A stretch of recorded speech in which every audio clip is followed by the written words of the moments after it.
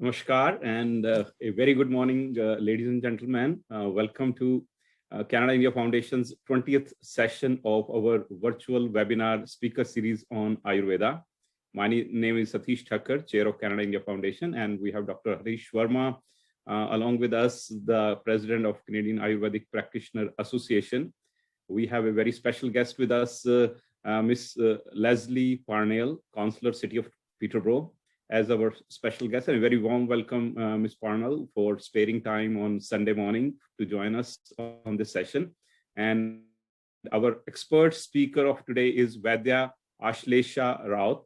She will appraise us on Ayurvedic management of anxiety and depression. She's joining from USA. And thank you, Vaidya Ashlesha, for joining this morning. We're looking forward to your presentation.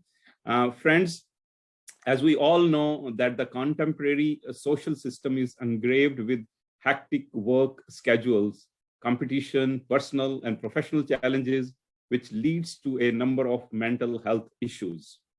Anxiety and depression are the two major causes of mental illness, and depression is associated with intense feelings of sadness and worthlessness, so bad that individuals lose their interest in life and may lead to suicidal tendencies among the people, especially among youth.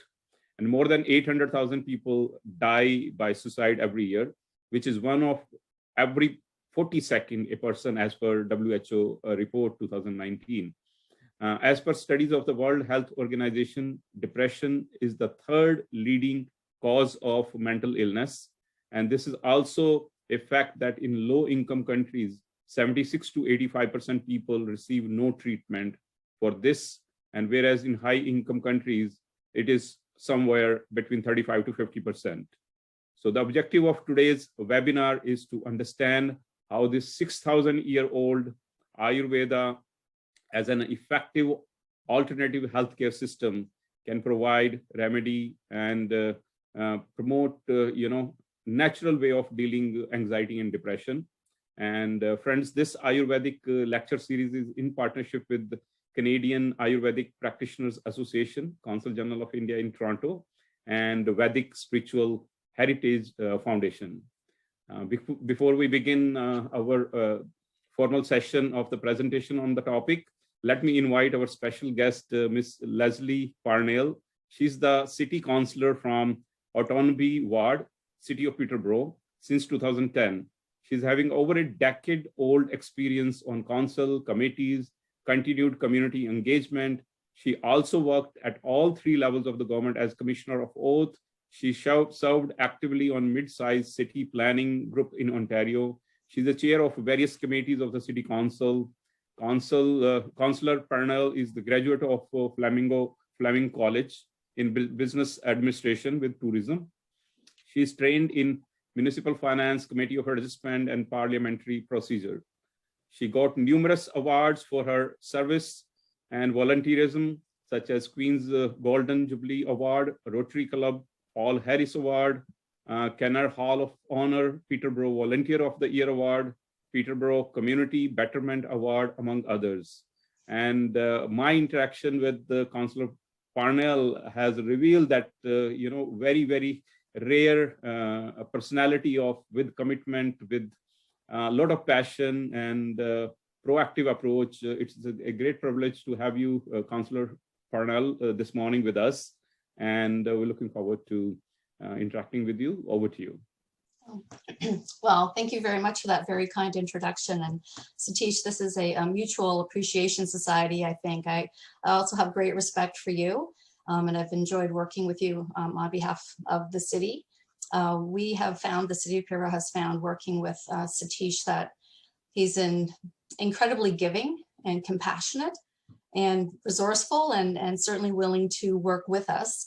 We did ask him if he could hold off on his construction project while we finished redeveloping this road to get to his development, and he complied with that. He said, sure, like no problem. And that's a big deal to have somebody hold off on such an important project. And even before that, when Satish first talked about building this commercial plaza, basically, on Park Hill Road, it was going to be a one-story. And in a conversation that we had, I indicated how much housing we need. We really need to keep building more and more housing here in Peterborough. We're a growing city.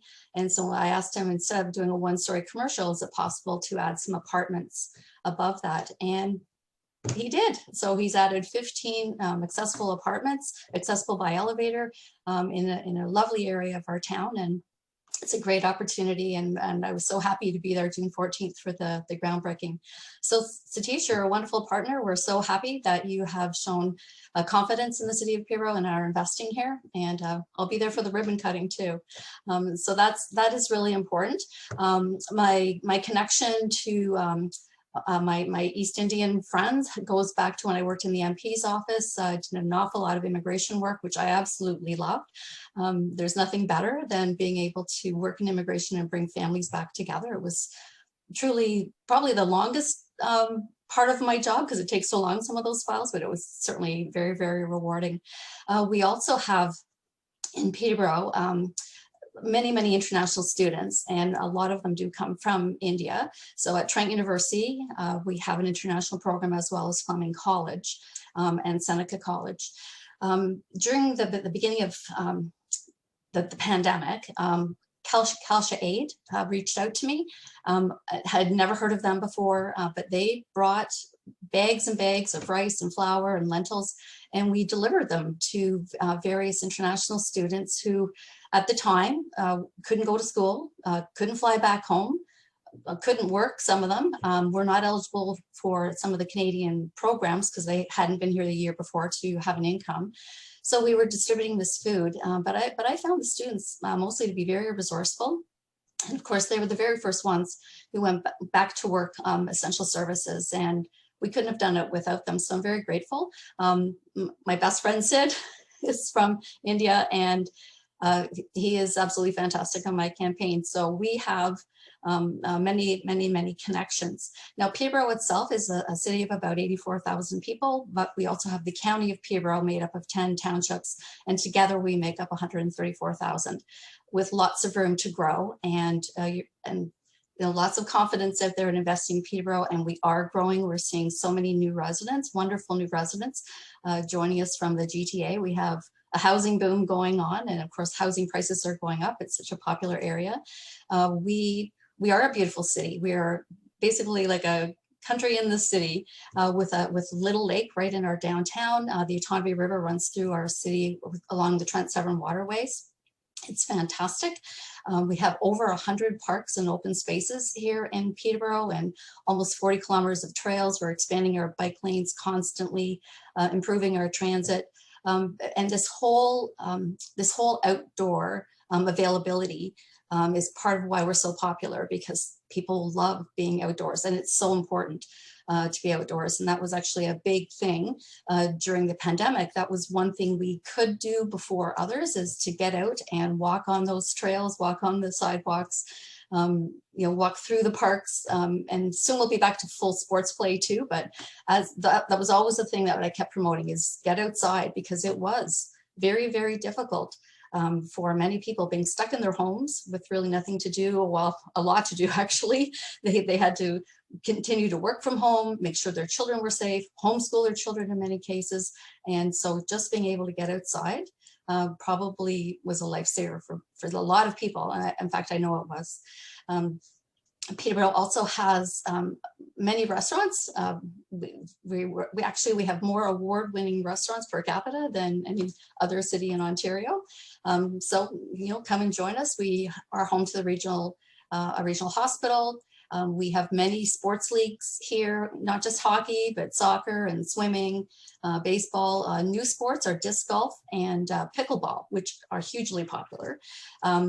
It's great. We literally just decided on last Monday, we were going to go ahead with our new twin pad arena and aquatic center in my ward. It's only 62 million, so nothing too much to worry about, but it's going to be an incredible new facility in the city of Peterborough, including a walking track for indoor walking all year round. That's coming up. And of course, we do have our own airport as well. And we're looking to expand that airport, maybe bring back passenger travel as it becomes more sustainable.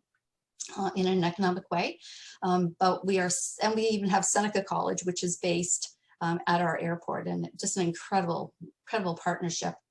We are working on many new development opportunities. So if you're a business person out there looking for a vibrant market, a growing multicultural market as well, please have a look to Peterborough.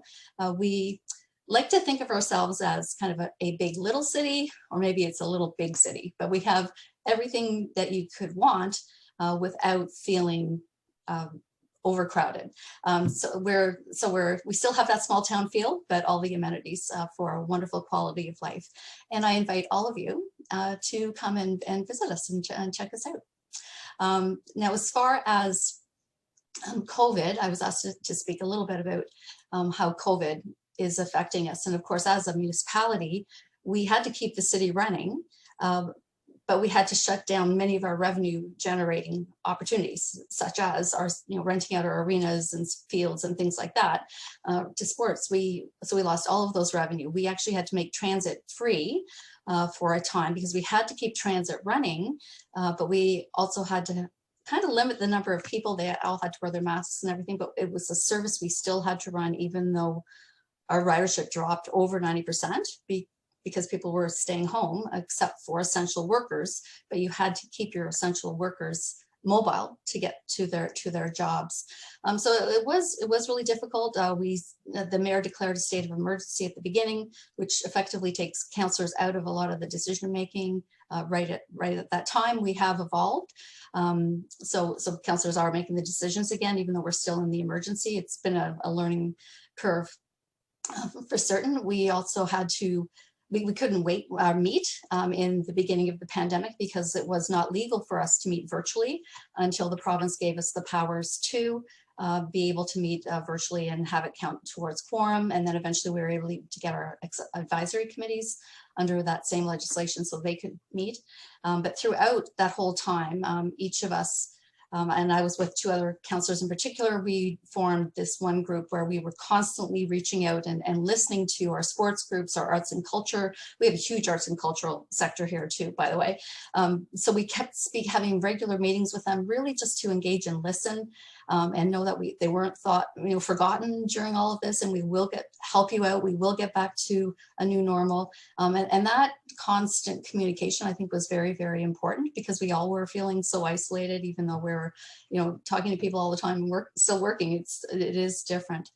And all of those things had to continue. EMS, the police, the fire department. We still had to look after the roads and sidewalks during the winter. We have planning projects that had to continue on. So it really has been a shift in how we're doing these things, but I believe we have been successful in that. And we just continue on, and I think we're going to come out of it stronger. Now we have new tools. We've all learned new skills during this that we'll be able to use going forward. Anyway, it hasn't been easy, and I have seen people really, really struggle.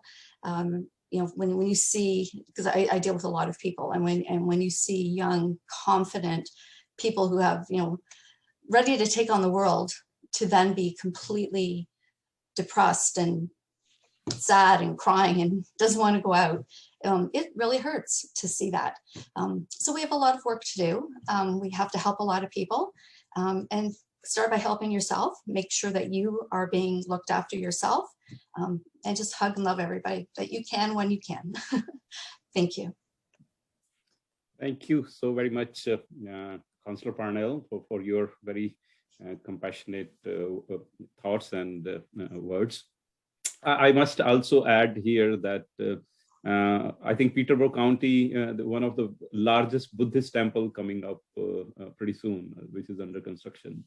So friends, now it gives me an immense pleasure to invite our speaker of this morning, Vaidya Ashlesha Raut. She's a BMS and MD Ayurveda from the University of Mumbai, India. She's a holistic health practitioner, nutritional consultant, certified panic healer, and board certified in integrative medicine. She's the third generation Vaidya, practicing Ayurveda for over 20 years in USA. As a program director, she teaches Ayurveda programs at Ananda Ayurveda Academy in Chicago area. She also teaches Ayurveda, yoga, and meditation at various other colleges and universities. She's very active volunteer for many not-for-profit organizations, and she serves as a board member of the National Ayurvedic Medical Association Certification Board, Los Angeles, USA. She also serves as a professional advisory member of Spiritual Care Carly Broman Medical Center.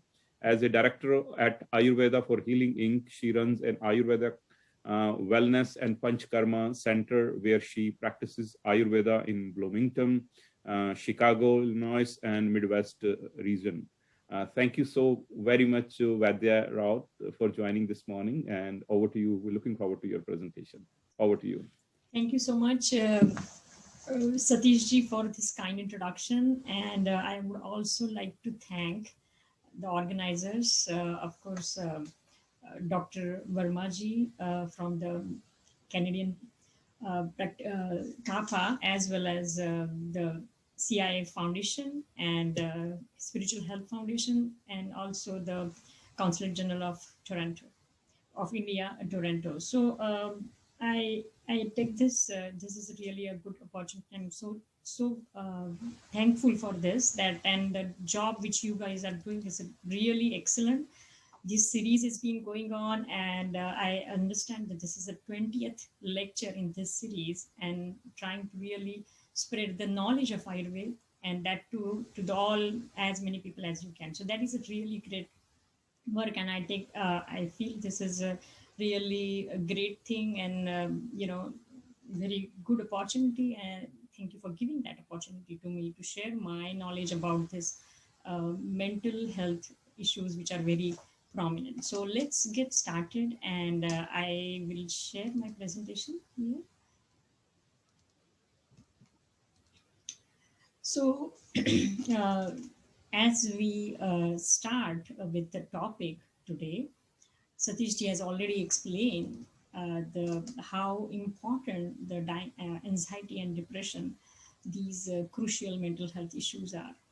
And before I start, I would just like to give a disclaimer that I will be sharing many remedies and treatment modalities which are offered in Ayurveda for anxiety and depression. But excuse me, but please note that these are only for the educational purposes, and these are not at all intended for replacing any medical advice.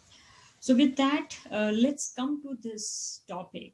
And I would like to start with why this topic, even in first place. We know that COVID-19 has really negatively impacted us in all corners of life. Even it is, whether you call it as economical problems or the health issues. And it is not only for the limited to the bodily health issues, it is also equally causing problem to the mental health issues. There are many studies done, and these studies are actually, you would see, they actually shown a great amount of people are suffering from these two diseases. One of the studies showed that 1 in 4, that is more than 27% of people screened for positive for general anxiety disorders or some type of depression.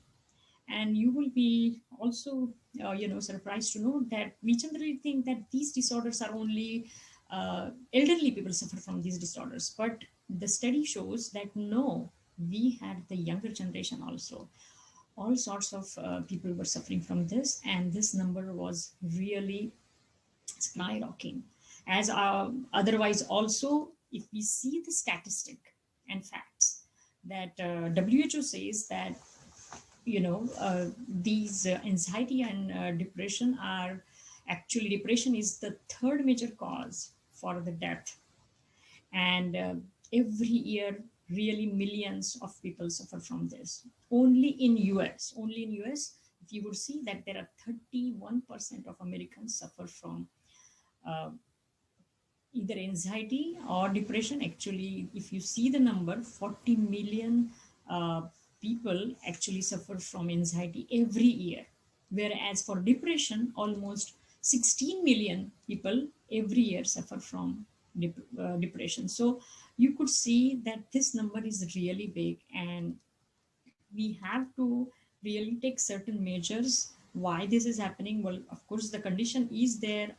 We are in the midst of pandemic, though it is getting over, and we have this all other support of the vaccination has been happening, but still there are certain things which we could do. So let's take a little deeper look on the anxiety and depression. So what is anxiety and depression? Many times people think anxiety and depression are the synonym of each other or the one mental condition. But in reality, these are two different mental conditions. And anxiety is about the deep worry, the worry which is not focused on some one thing. It could be many things.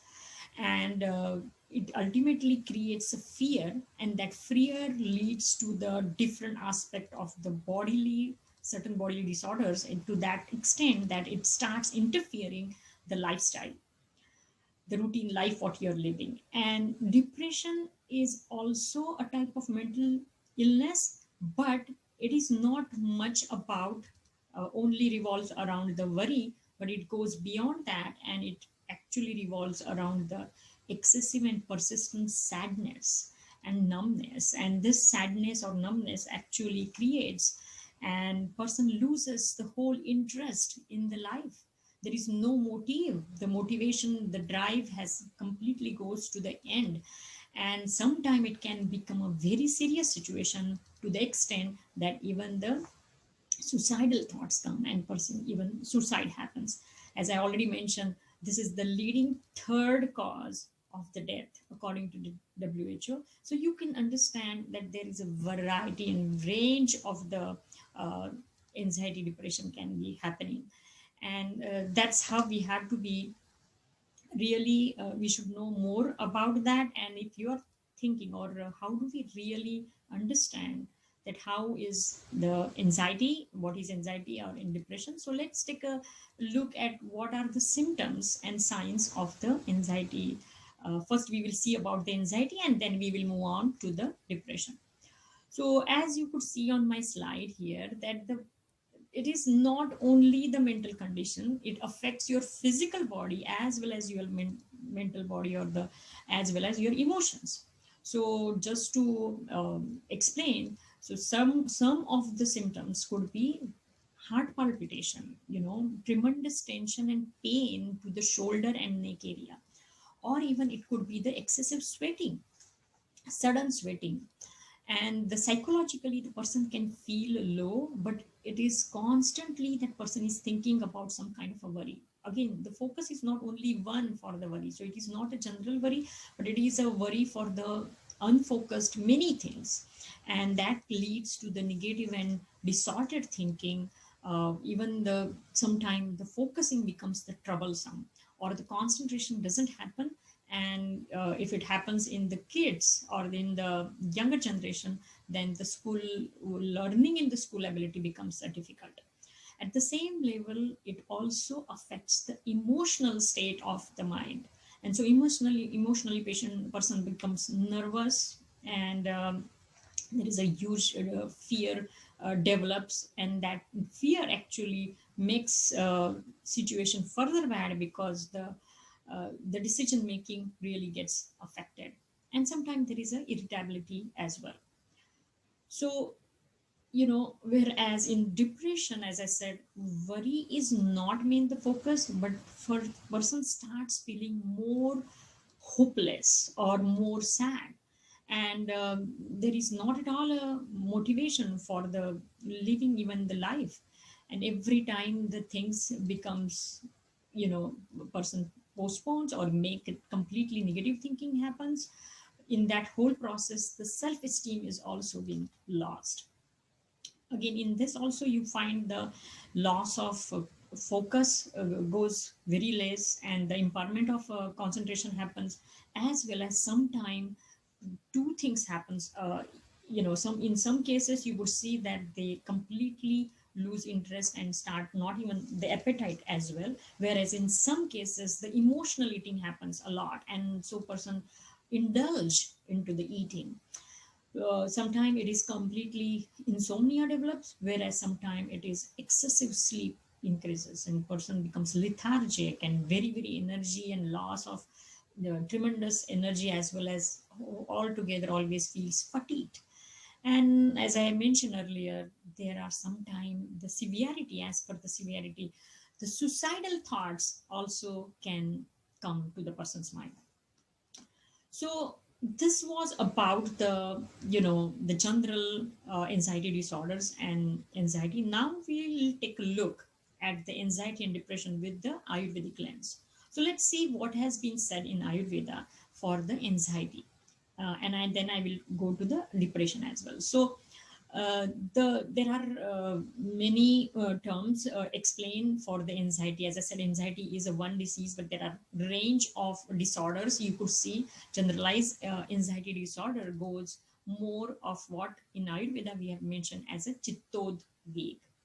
So even Ayurveda, there are many types of manovikaras, that is mental disorders mentioned, and in the Samvedas, in all the Ayurvedic scriptures, we could find that in a very detailed manner these things are mentioned. So the coming to the word chittodveg, we could see here that the chitta it is made up of two words. One is chitta and other is udvega. So chitta goes for the mind, the whole perspective of mind, and then the udvega goes as the emotional parts and severe anxiousness, anxious state of mind. And mainly, if you could see what Ayurveda believes, that this is more of a vata disorder. Of course, it is a mental condition, but pranavayu and the sadhak pitta are the more in the pathogenesis are concerned so far, and they actually get vitiated, and prana further vitiates the nervous system. And that's how you could see the chittodveg. As we understand in the modern contemporary medical science, that the vagal nerve, low of the vagal nerve goes with the creating problem of anxiety, which is considered as the main cause of anxiety. And that's exactly what even Ayurveda says, that pranavayu is in the creating problem in the nervous system, and that's why the fear and anxiety and worry and all these other symptoms come. So if we would see the management of the anxiety, and before we go into the Ayurvedic management of anxiety, I would also like to mention something, that even if these symptoms which you are seeing, and you may think that, oh, I am also suffering from all these things, well, you have to make sure that these symptoms are not just for few days. You to be one person to be actually diagnosed as the anxiety, suffering from the anxiety disorders, he has to suffer for at least 6 months from that, and it's not just one time or other, and that's how only it would be considered. So sometimes these symptoms are very common in population, and people would think, okay, only one time I have having this does not mean that you are suffering from the anxiety. So we are here talking not a generalized anxiety which you could see day-to-day life, but here is something when it goes a little bit of on a higher level, and it really interferes your lifestyle and your even the life simple things of the life, and then it is considered anxiety as at that level. So now we will come to the treatment aspect, what in Ayurveda it has been mentioned, and I would first like to tell you about the little bit of complete management which we cover in Ayurveda for the chittodveg. As I mentioned, the disease pathogenesis shows that the pranavayu, which is a form of a vata dosha, is mainly the focus here. And so obviously to relieve the pranavayu,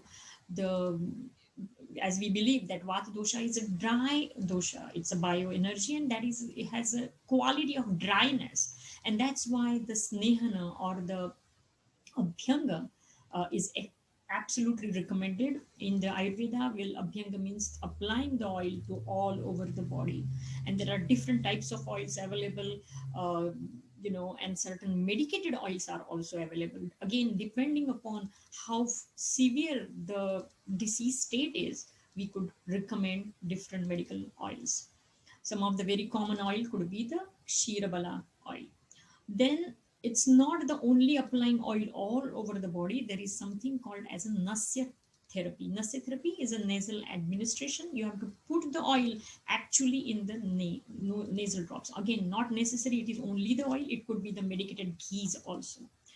And again, this is a very proper procedure which we do generally for giving, and that pranavayu, we believe it is in the head region, and that's how it nourishes pranavayu, and we can control the problem.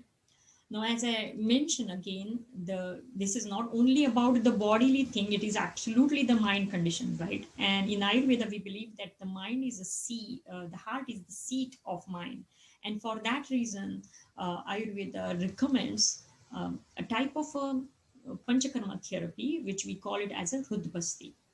And this Hrudbasti gives actually directly works on the heart. And this is more about the mental heart I'm talking about, not just the physical heart. And we also have the Kati Basti. The reason, Kati region is the all the sacral region. And there, we believe that the Vata, the seat of Vata, is that the whole sacral region. And obviously that's the reason why we give the basti there as well. And we see many times the parasympathetic system gets defocused, and sympathetic system gets in excitement, and even the dorsal vagal nerve pathways gets very much affected. And that time this Kati Basti really works very well, and these are the causes of anxiety. And that's why these therapies are work very well. I would also like to tell you about the very, very important treatment modality in Ayurveda, which we use for the anxiety, and that is called Shirodhara. Shirodhara is known as a bliss therapy. Bliss therapy is, as you could see here in the picture, a person is being laid down, and then you pour the oil onto the forehead, especially onto the third eye. And it's a total hour-long, 45 minutes to 60 minutes treatment. And it is really for creating that bliss. It greatly helps to bring down the anxiety. And definitely a person can come out from the anxiety by doing these treatments. There are some herbal medications also recommended. Some of the herbs will be ashwagandha or brahmi. You might have heard these words. Shankapushpi also is very, very important. Tagara. These are the herbs which could be given in Ayurveda. Well, these are more over treatment modalities which I told you, which are regarding the physically you perform on the body. But Ayurveda recommends something more than this, and we call it as a, which is on the body, but it greatly affects the pranic body of the, of the mind. So one of that treatment is called marma therapy. And marma therapy means, choosing a particular point on the body and then giving a good massage there, which actually eases out the prana to flow. As I said, prana vayu is really vitiated here, and channelizing this prana properly helps greatly to mind to become elevated again. And here are certain, the points, marma points. As you understand, many of you might have heard about the acupuncture therapy, and that's how the therapy here also in Ayurveda, which we call it as a marma therapy.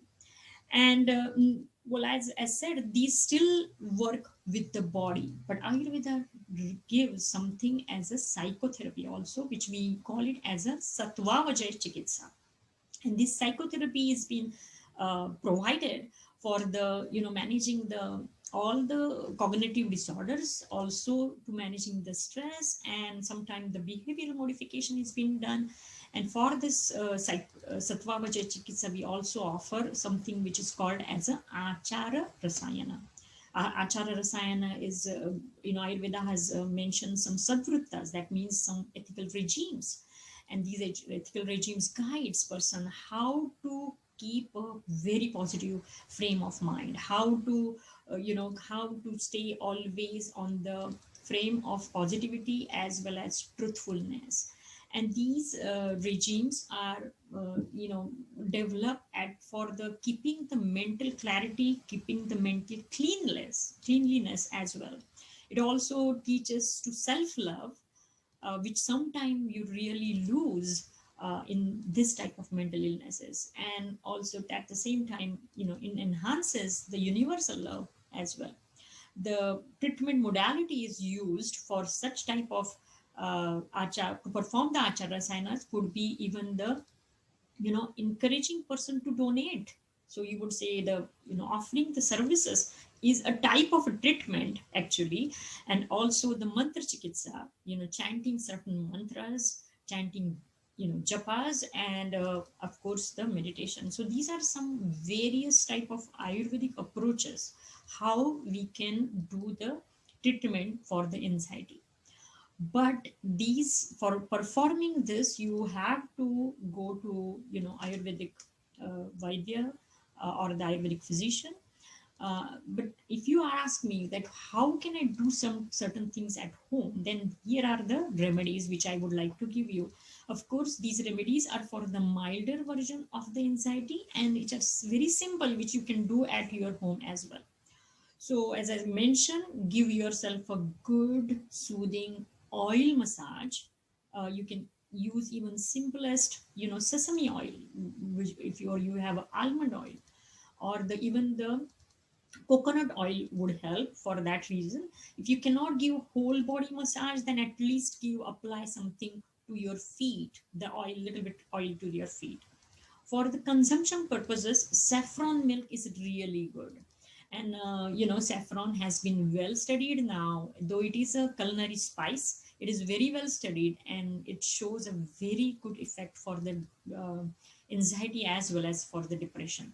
So recipe is very simple. You can take a few strings of saffron, boil it with milk, you can add almonds in it.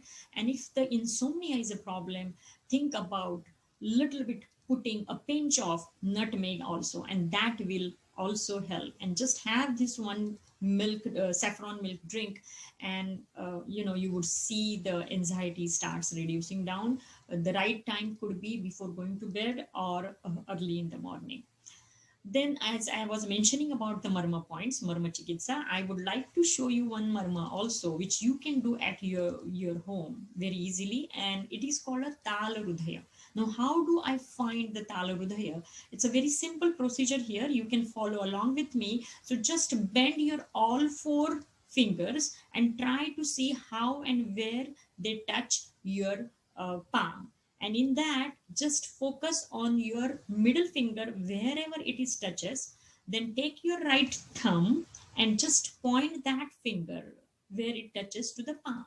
So that is your point of the touching, and then start giving a very gentle anti-clockwise pressure. This is called a Tala Rudhaya Marma, and this greatly open up your heart. It balances your nervous system, and anxiety level can also be balanced. And so whenever you feel a lot of anxious, these things can be, you can do all by yourself. And there are some other very important mudras are the hand gestures. And one of the very good mudra which we recommend and which you can do easily is called the lotus mudra. And lotus mudra can be performed simply. Take your both the hands, join them from the pinky, and then just hold, like as you could see here in the picture. You just hold it together, and you can hold it towards your heart also, and try to really focus on your heart. And that can also be a very simple remedy for immediately bringing down the anxiety. Of course, we talk always in Ayurveda about the pranayam. Pranayam is the breathing exercise, and doing the alternate nostril breathing or the nadi shodhana could be actually bringing the balance, reducing the sympathetic activity of the and autonomic nervous system and bringing the parasympathetic nervous system more in the action, which can help to resolve the anxiety. The vagal tone can also become toned up very well, and that's how these things can help. Of course, meditation is a part of Ayurveda, and you could do the Soham meditation, and that will also be very, very helpful to reduce the anxiety. Now we move on to the depression. So in Ayurveda, we call the depression as Mano Avasada. Mano Avasada, the word is again made up of two things, mind and the Avasada, Manas and Avasada. Manas means mind and Avasada is sadness. And and Ayurveda, this disease, in this disease, we have a really variety of the other diseases contacted to it. So, in the sense, there are many types of the Manovisada, and these different types are based on the Ayurvedic concept of Vata, Pitta, and Kapha. Now, what the Pitta Kaphas are the what we could call as a three doshas, and here, rather than going directly on just the all the symptoms, I would like to share our quick story, which will help you to understand the whole the symptoms and as well as the signs. So as you would see here, the three this is the story about these three girls who were actually triplets, and they were living with their mom. Everything was going very nice. They were very together and very well very good with each other, as well as the life was smooth and loving. But one day, unfortunately, on their 23rd birthday, they lost their mom. And that really created a havoc in their life. As you'd see, the name, the Vicky was one who was a little bit, a bubbly girl, like having a very enthusiastic approach for the life and very talkative and with a very thin postural, whereas the Peggy was, very much medium built and very aggressive person, always very intellectual, going and taking up very competitive, playing all competitive sports. Whereas Kate was little bit, higher on the chubbier side and with a short, like a broad shoulders and having always little bit on the overweight side. And that's how these three triplets were there. But when this incident happened, and that really threw them out of the system, like they really started suffering, and this suffering, like they went into the deep depression. But though even if they were triplets, they manifested, reacted very differently to the depression. And as you could see, the Kate, what happened with Kate? Well, Kate went into the depression and she was very much attached to her mom. So she isolated herself, and she was so attached that she used to see her mom's pictures, photos, and literally lost interest in outer world. She would just be there. She started eating too much. She was already overweight and she ate a lot of chocolates and indulge in it to relieve that sadness, and started feeling the more mental inertia, and her weight increased and she started sleeping overly, and the whole drowsiness and lousiness came to her. Now comes to the Peggy. Peggy was, as I said, very competitive girl, and that when this depression hit her, she actually throw herself in a huge in her new projects. She started working overtime. She was not really paying attention to her food, and she was constantly on that high profile workout. She would do intense workout, she would do study intensely, she would work intensely in her office, which obviously distorted her mental situation, and she became really more angry and irritant. Simple things started bothering in her life. Especially her co-workers she was getting annoyed with co-workers, and the life really became hectic, which was really good for all around her. And she would also be always in some kind of in so much negative thoughts that she could feel about the, suicidal thoughts started coming to her. Then came Vicky, who was so much social and suddenly became lonely. A tremendous nervousness came, anxiety really hit her. She lost her sleep, she lost her appetite, and that also caused her, coming back to the losing further weight. And sometimes she would even hear the auditory, mom is talking to her, as if her mom is talking to her, and she should get those auditory hallucinations. So friends, now you could see from this story that this is none other but the three types of depression which is being mentioned in Ayurveda. And Vicky goes more for the Vata type of depression, whereas Peggy, who is a Pitta dominant, goes more type of a Pitta type of depression, and the Kate, who is more as a Kapha type of a person, goes with the Kapha type of uh, depression. So let's take a look that how we can give some solutions to Vicky, Peggy, and Kate. So Peggy being Vata type, so Vata management we can do by simple giving certain teas, and specifically Tulsi tea is a good thing. Holy basil is known as Tulsi, and you can take 1/4 teaspoon of Tulsi and 1/4 teaspoon of sage. Deep it into the boil it with the water, and just giving that can relieve the Vata depression. There are many other herbs also, like you could think about the ashwagandha, and also you could think about the tagar. Again, these are more proper Ayurvedic herbs, but so to some extent you can take it, but not for the long period of time. As I said, nasya could be a very simple thing. So maybe taking 2 drops of anutailam can relieve the Vata type of depression. Padabhyang is another Ayurvedic procedure where you actually apply the oil to the feet, sole of your feet. And for Vata type, you can use the almond oil. And the pranayam is, that means the breathing exercise is absolutely necessary.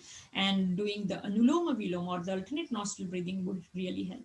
See, one of the very major thing about the Vata type depression, psychological factor, if you say, that it basically sustains because person becomes lonely.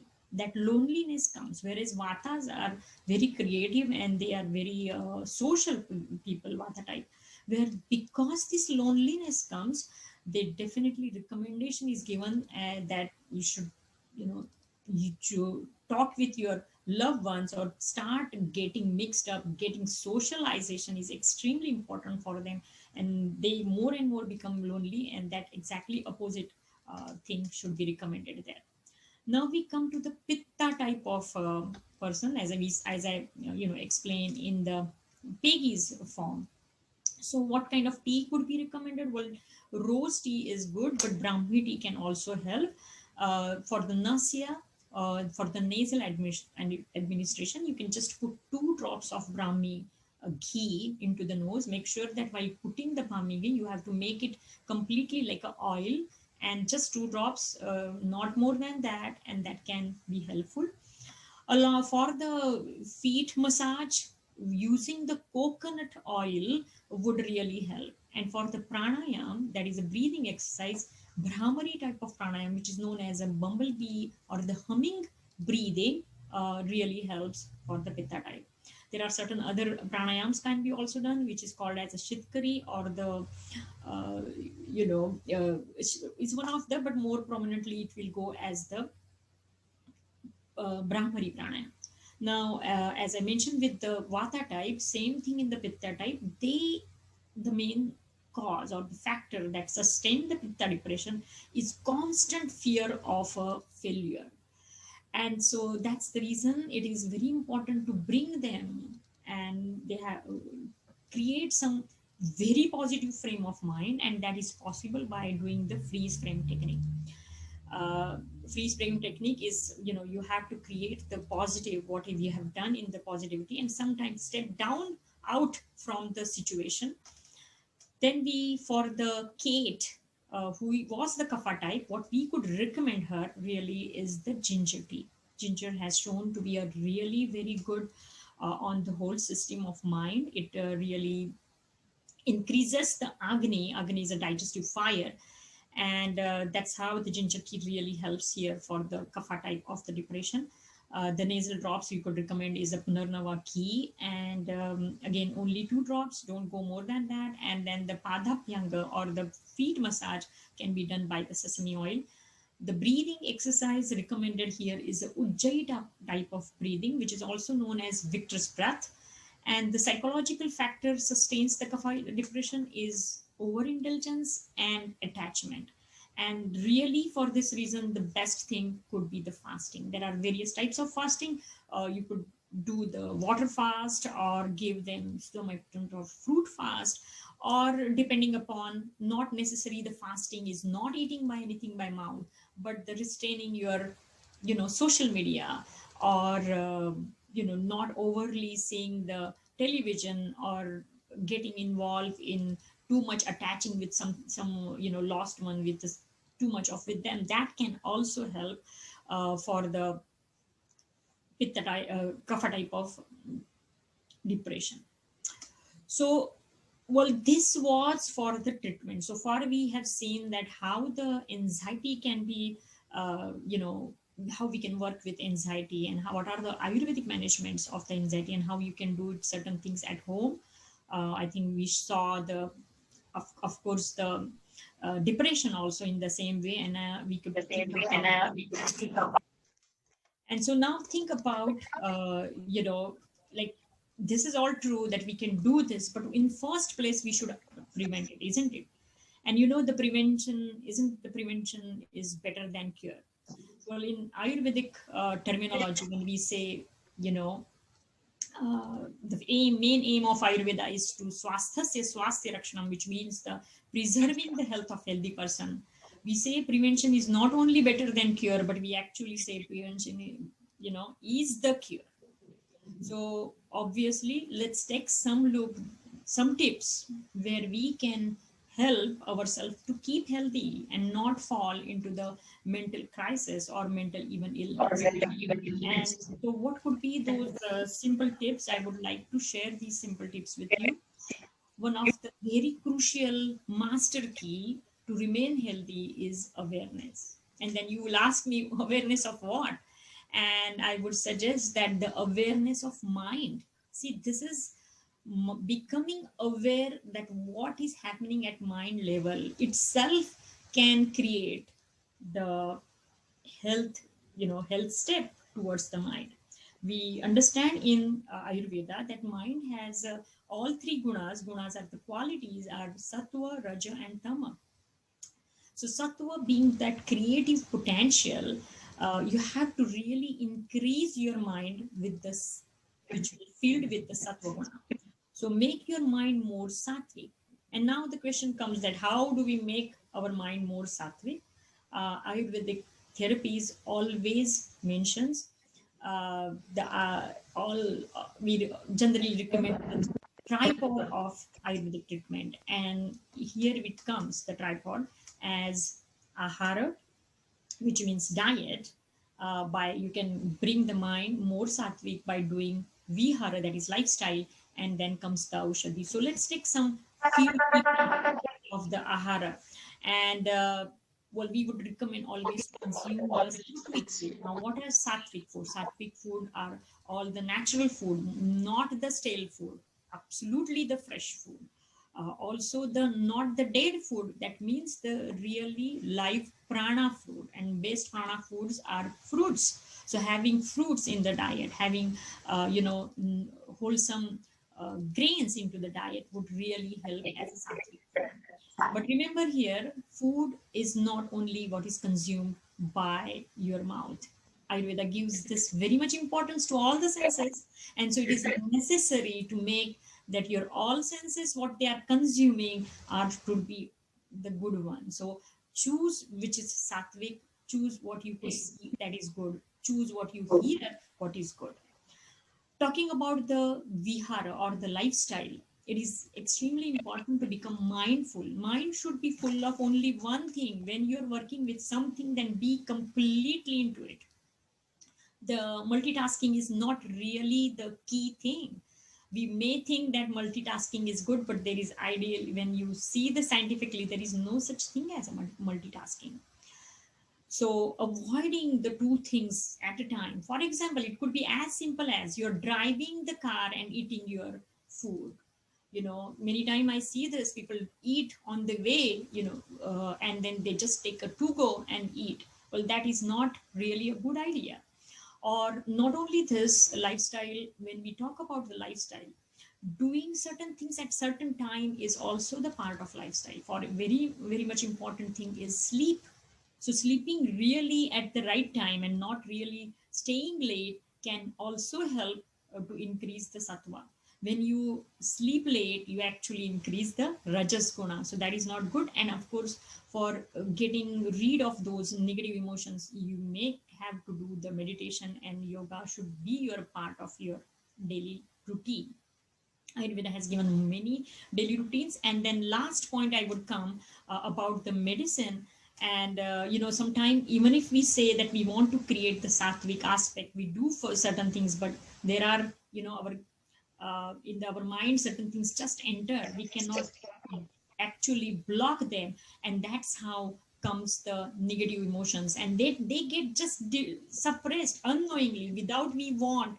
We sometimes see in the media some bad news comes, or you hear certain bad things, and they go into your body and automatically into your mind, and then they come onto your body.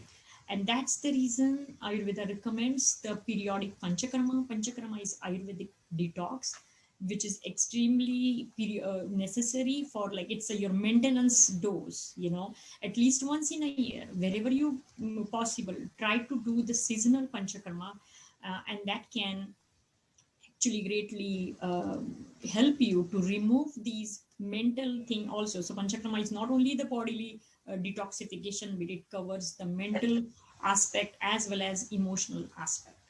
So with that, I thank you all for your questions, listening, and I think I'm open for the questions. Thank you so very much, Vaidya Ashlesha, for such a wonderful presentation. I think giving so practical, so easy to use, tips. I would like to invite Vaidya Harish Verma to moderate our Q&A session. Over to you, Dr. Verma. Dr. Ashlesha ji, your presentation was excellent, and you blended both modern science and Ayurveda in a superb way. Congratulations. This is the way of integration. Now, before I move to the question answer, can you share some tips about the Shirodhara? Some Sure. practical tips about Shirodhara and your experience. If you have any experience which you want to share about Shirodhara. Sure. So Shirodhara, as I mentioned, is oil-lating therapy. You allow it is called as a bliss therapy also. So you lay down a person, and blended oil or some medicated oils are poured onto the third eye, like on the forehead, but specifically on the third eye.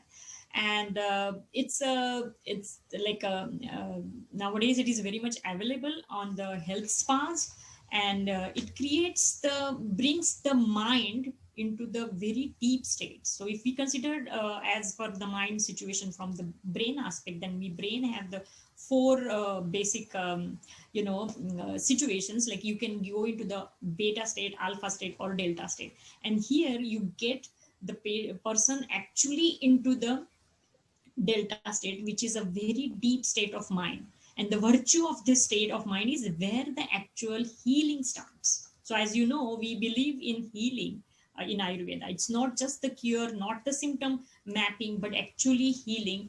And that's what is being achieved by Shirodhara. My personal experience is patient really feels very calm. The anxiety level really goes down. And even sometimes the palpitations and oversweating, these physical things also goes very well down by performing the Shirodhara. Another very beneficial Shirodhara is for those who suffer from insomnia. There also we get the very excellent results by performing the Shirodhara. Thank you. And you mentioned about Soham meditation. What is that? So, well, thank you for asking that question. And wanted to explain that, but the time was constrained, and so I did not explain that. And here comes the Soham. Okay, in the Vedic literature and in Vedic, philosophies also, we believe that this is a Sanskrit word. Soham is a Sanskrit word, and so means that, and hum means I. So that or he considered as a universe, God, whatever you believe in, Ishvara, whatever you believe in. And so when you do Soham, with every breath you say so, and every breath you exhale, you say hum.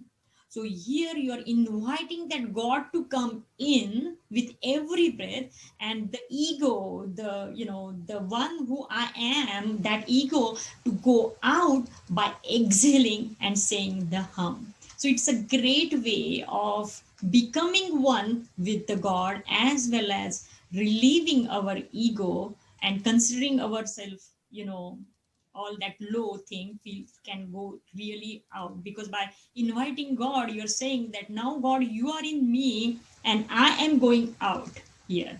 So you say, so inhale, hum, a hum goes out. Okay, thank you. And now the last question is, most of the audience wants that what are the supplements available in market, like US market or Canadian market, for anxiety and depression? What are the supplements so that they can buy from the market and consume it at home? Right. So we get many dietary supplement in the form of, a nutritional supplement. Yeah, for Vitamins. anxiety first, then for Right. anxiety, then depression. So, for anxiety, one of the very common supplement, which is actually, I had already mentioned, in Ayurveda, we talk about the ashwagandha a lot. And now you would see all the healthcare stores are flooded with ashwagandha. So ashwagandha supplement is available.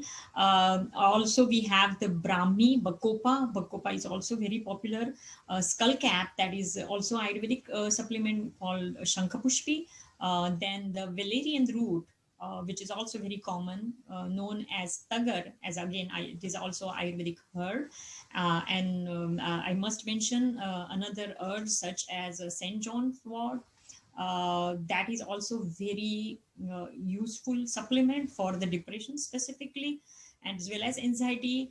Another thing is ginkgo biloba. That is also a very good Chinese supplement, which is available and that can be used to some extent. Along with this culinary spices, which I said, saffron are now available in tablet form. Saffron, we use and put saffron in many dishes. I gave you the recipe of saffron milk as well. But that can be a concentrated extract of saffron can be get. Having said all these supplements, I would still give approach that instead of directly going and eating the tablets, it is always better, as we mentioned in Ayurveda, that you should try all these non-pharmacological approaches, which I already mentioned in the presentation. They are very, very great. They are equivalent to these medicines, like applying, giving yourself a oil massage can be a powerful treatment. I did show you the Talarudhay thing, or even doing this Soham meditation, or some type of breathing techniques. These all are non-pharmacological. You are using your own breath and achieving the health. So I would, insist my audience to do these things first, and then you can go for the supplements. Thank you. Thank you. Over to Stacey. Thank you so very much. I think it was such a great presentation. I'm sure all our listeners, I'm seeing the comments into the chat box. They are all very, very, appreciative of your taking time out to present this very excellent, very easy to use, on a day-to-day basis. And as we all know that anxiety and depression is one of the major toll everybody, no matter how healthy a person is, he always goes through, negative emotions throughout the day, and keeping yourself aware of that, and then using some of the techniques which you told, that how we can control that on a day-to-day basis. That was wonderful. Before I convey my vote of thanks, Councillor Leslie, I'm sure you enjoyed the presentation. Any final comment you would like to make? Well, that was very educational, and you have completely twigged my curiosity. I need to learn more, and I'm going to practice some of the things that you were teaching us, not only on myself, but on my son who is not well. So I want to help him too. And it's just, you've taught me another way to help people. So thank you. Thank you. Thank you, Councillor Leslie. That was, thank you for appreciation. Absolutely. And you are most welcome to learn more about Ayurveda. We have so many, I mean, this series is also a very great series, and there are so many other avenues we have that we have an education, institute also, where you can come and learn more about Ayurveda. Thank you. And I do think there's an opportunity. I'm not sure if we have someone as skilled as you in Peterborough who could teach us these things, or work with our health food stores that we have presently, or many of our health practitioners. I work for one myself. And we know we always have to continue learning. So I really do hope I can seek out your expertise somewhere in Peterborough, and if not, bring somebody in who could help our community in this way. So thank you. Sure. Thank you. Thank you, Councillor Parnell. Yes, so our objective is that how we can spread this 6,000-year-old ancient wisdom of India in promoting this preventative healthcare more prevalent. Of course, it definitely helps in reducing our healthcare budget, and those healthcare budget can be flowed in more better ways. So please help me to thank Vaidya Ashlesha Raut for such a great presentation, and thank you for taking time out to join this morning. I'm sure we'll be circulating her. Anyone would like to connect further with Vaidya, please do write to us. We'll be more than happy to connect you all with her, and you can have day-to-day any consultation if you like to. Can have from her. She's in US, not too far from Canada, and in near future we might invite her in Canada as well, along with Dr. Harish Verma.